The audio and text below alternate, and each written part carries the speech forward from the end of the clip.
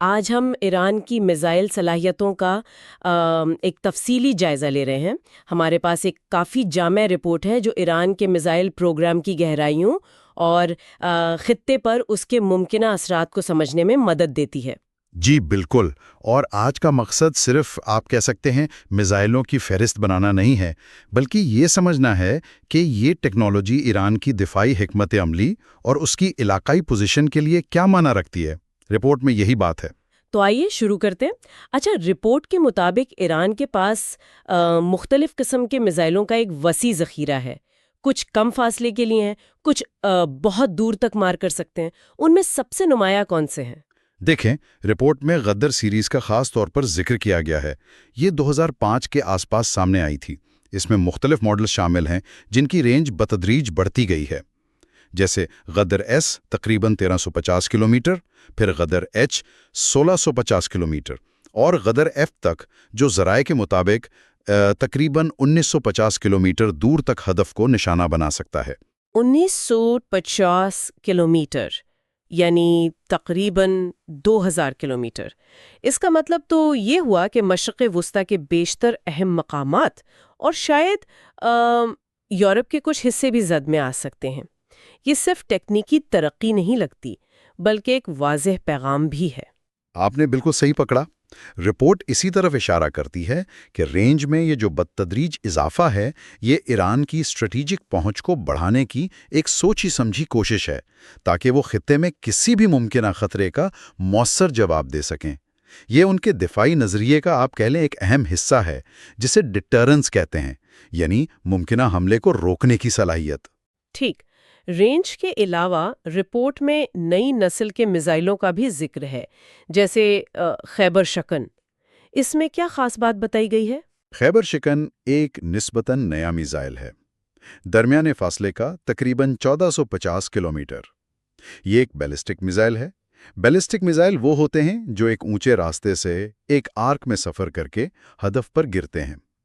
Report کے مطابق خیبر شکن کی خاص بات یہ ہے کہ اس کا ڈیزائن ایسا ہے کہ یہ مبینہ طور پر دشمن کے فضائی دفاعی نظاموں یعنی میزائل شیلڈز سے بچ نکلنے کی صلاحیت رکھتا ہے۔ اوہ، یعنی یہ صرف دور تک مار نہیں کرتا بلکہ خود کو دفاعی نظاموں سے بچا بھی سکتا ہے۔ اگر یہ رپورٹ درست ہے تو یہ تو علاقائی سلامتی کے لیے بہت بڑا چیلنج ہو سکتا ہے۔ یقیناً رپورٹ اسی ممکنہ اسٹریٹجک اہمیت پر زور دیتی ہے۔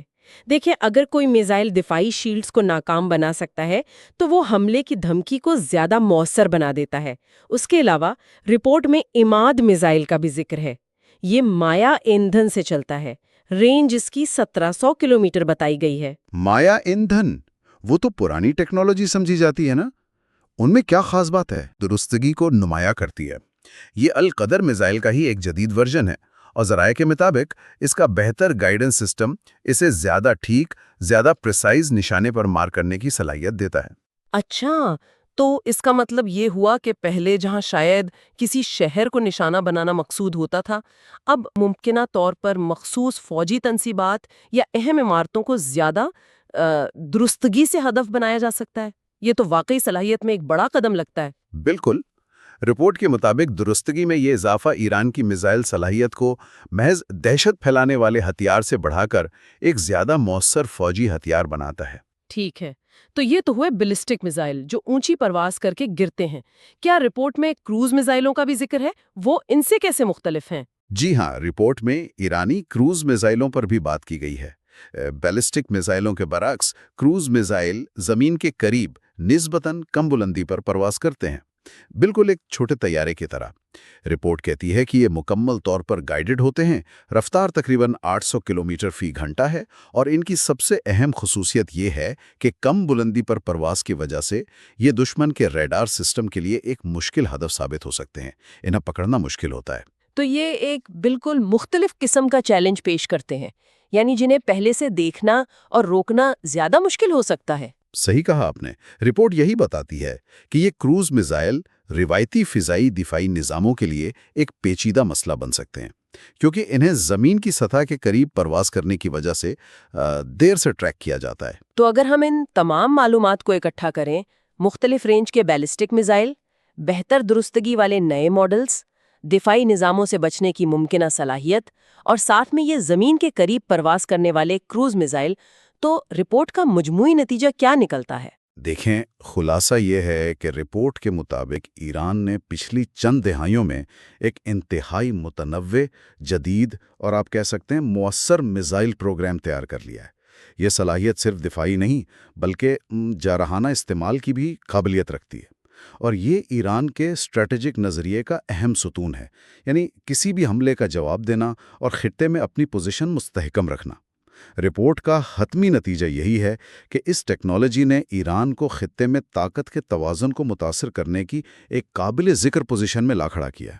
یہ واقعی ایک اہم نقطہ ہے، اور سامعین کے لیے جو بات غور طلب ہے وہ یہ کہ رپورٹ میں پیش کردہ یہ بڑھتی ہوئی صلاحیت مستقبل میں علاقائی استحکام کے لیے کیا معنی رکھتی ہے۔ کیا یہ واقعی ڈیٹرنس یعنی جنگ کو روکنے کا باعث بنے گی، یا پھر یہ خطے میں پہلے سے موجود تناؤ میں مزید اضافے کا سبب بن سکتی ہے؟ یہ دیکھنا ہوگا۔